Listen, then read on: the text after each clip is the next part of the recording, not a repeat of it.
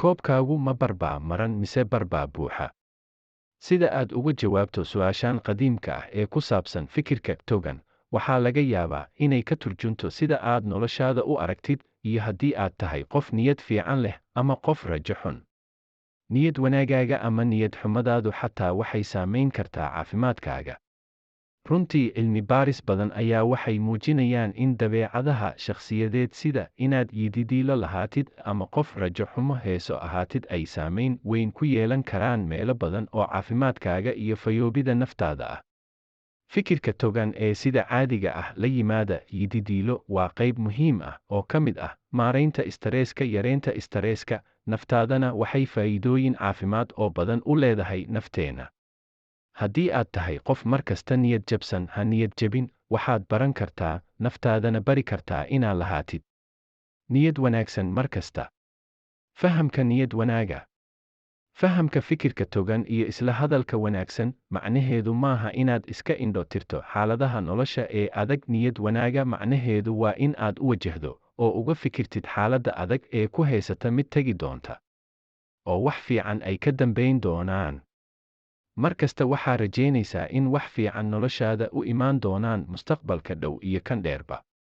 Faa'iidooyinka caafimaad ee fikirka togan oo aad ka heli kartid waxaa ka mid ah: 1. Cimrigaaga oo kordha. 2. Niyad jabka iyo walwalka oo kaa yaraada. 3. Inaad adkaysi badan u yeelatid cudurrada. 4. Khatarta dhimashada cudurrada wadnaha iyo xididada dhiigga oo yaraata. 5. Khatarta dhimashada kansarka oo yaraata. 6. U adkaysiga markay xaaladdu kugu adkaato waxaa noqonaysa qof xaaladaha adag si fudud uga gudbo. Ma hubtid in hab fikirkaagu yahay mid niyad jab ah ama yahay mid wanaagsan? Calaamadahan mid ka mid ah ma isku aragtay? Inaad wax kasta oo la dhaho u qaadatid wax adiga kugu saabsan. Tusaale, waxaa laga yaabaa in adigoo saaxiibada xaflad la aadi lahaa inay kuu soo sheegaan in xafladii la joojiyey, kadibna aad adigu ku fikirtid in adiga ay kaa socon weysay. Waxaa kale oo laga yaabaa in qof ku soo eego adoo magaalada iska dhex maraya ama meel iska fadhiyo, balse aad u malaysid in qofkaasi foolxumadaada eegayo. Laga yaabaa in qofkaasi ka helay labiskaaga iyo qaabka jirkaaga. Inaad wax kasta u aragtid ama wax aad u xun ama wax aad u wanaagsan. Mar kasta waxaa isku dayaysaa inaad qof kale ku eedaysid waxyaabaha noloshaada ku dhaco, halkii aad adiga naftaada mas'uuliyadda qaladka saari lahayd. Waxaad ku fikiraysaa in wax xun kugu dhici doonaan maalinkaaga dhan.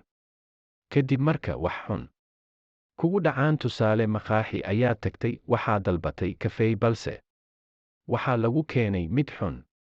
Kadib waxaa si degdeg ah ugu fikiraysaa in maalinkaaga dhan wax xun kugu dhici doonaan oo aad nasiib xun tahay. Calaamadahan waxay ka mid yihiin hab fikirka khaldan.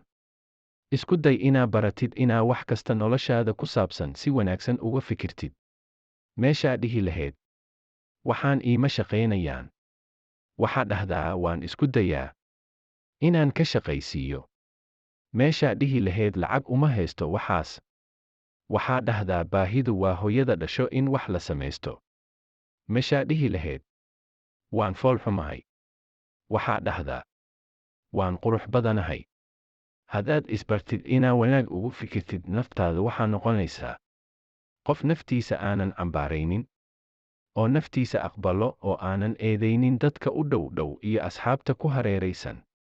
Waxaana noqonaysaa qof xaaladaha ka hor yimaada maalin kasta si wanaagsan u maareeya. Caafimaad ahaana faa'iidooyin badan ayay u leedahay naftaada. Si muuqaalo badan oo ku saabsan nolosha psychologiga iyo bani'aadamka u heshid, fadlan follow iyo subscribe. Hanaga ilaawin. Mahadsanid.